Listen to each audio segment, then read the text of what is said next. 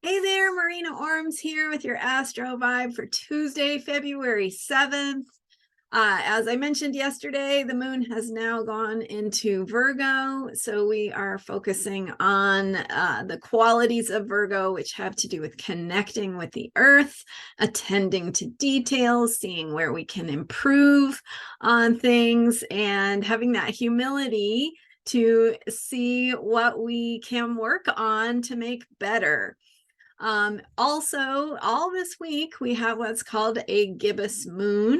And so I thought I'd talk a little bit about that. A gibbous moon is a moon phase. It just simply means that the moon is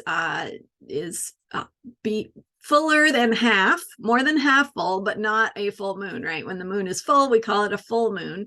But when it's growing from the first quarter to a full moon, that is a waxing gibbous moon. And when it is waning after the full moon, but before that next half full period, which is the third quarter moon, we call it a waning gibbous moon. So since we are now past the Leo full moon on February 5th, and we are heading toward the third quarter, which will be coming up on Saturday, I believe.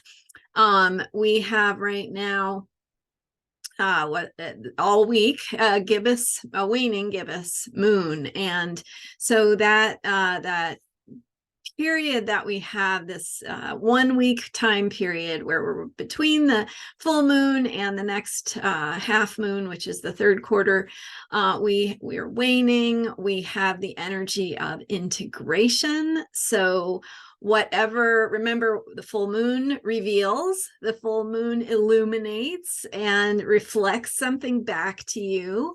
And so whatever was revealed or illuminated for you in your awareness, right? Coming to consciousness, coming to light, coming to awareness, whatever it was that came into your awareness now, there's some time needed to process that, to digest it, to take it in and understand what it means and what its implications are and how you want to work with that or use it or what you want to do with it.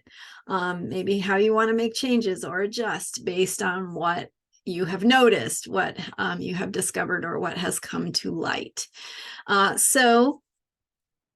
Waning gibbous is that time period where we're doing the work of integration. We are processing still in the energy of the last full moon. We still have that light present, but the light is shrinking. The light of the moon is getting smaller every day, and so we're taking that energy in. We're absorbing its nutrients, so to say. So what are the things that were revealed to you? What was illuminated, and how are you absorbing the information, the value, the benefits, the implications of that revelation? And again, it could be big, it could be small. It depends on how it gets activated for you in your particular chart. And what's coming up for you around this time, or what you're working through. But something is happening, something is being illuminated or revealed. Could be big, could be small. And so as we have this waning gibbous moon, this time of recognition of what has transpired, maybe finding the words to put it into, and that waning gibbous moon is in Virgo currently. So it's going to be in Virgo today and tomorrow, half of yesterday, and then the moon goes into Libra. So where was that put us? Thursday and Friday, the moon will be in Libra. And then over the weekend, moon goes into Scorpio. So we're moving into those relationship signs later in the week, with the Scorpio taking us deep into connection and intimacy over the weekend. Themes of trust, of power, and deepening trust and deepening our dynamics within a relationship, or feelings of intimacy and safety, just before next week's Valentine's Day. So anyway, just a little peek of what is coming. But today and tomorrow we have this Virgo energy to work with. And so again, Virgo is an earth sign. It is about things that are tangible, things that have technical parts and pieces to them that need to be operating and running smoothly, and maybe cleaned or attended to get them optimally functioning. And so all kinds of things, right? It could be dealing with technology and computers, and maybe giving some attention to cleaning up some files or upgrading some software. It could be in your home, right? Carpentry projects, home improvement projects, anything that is putting your physical efforts, your labor, your attention, your caring into making something look and feel and function better and more efficiently. So that Virgo energy, remember, Virgo is often given a bad rap for being super critical or nitpicky, and just to remember why that is, right? It's based in that intention to make things run better, make things more beautiful, more thorough, more complete, and see where improvements can be made. And so that that humility that Virgo brings is coming from a desire to be of service. And so what is it you're offering how are you offering to help with something? How are you offering to be of service? How are you getting something running more smoothly so that it can be of service to you, or of service to people you care about or want to support? So all of those things come into play as we think about this waning gibbous Virgo moon, and we're integrating what transpired now. Because the full moon we're coming out of was in Leo, super creative energy about sharing and shining your light and self-expression and all those great things that I shared with you. By the way, if you missed my Sunday video about the Leo full moon, you may want to go check that out, because lots of great information about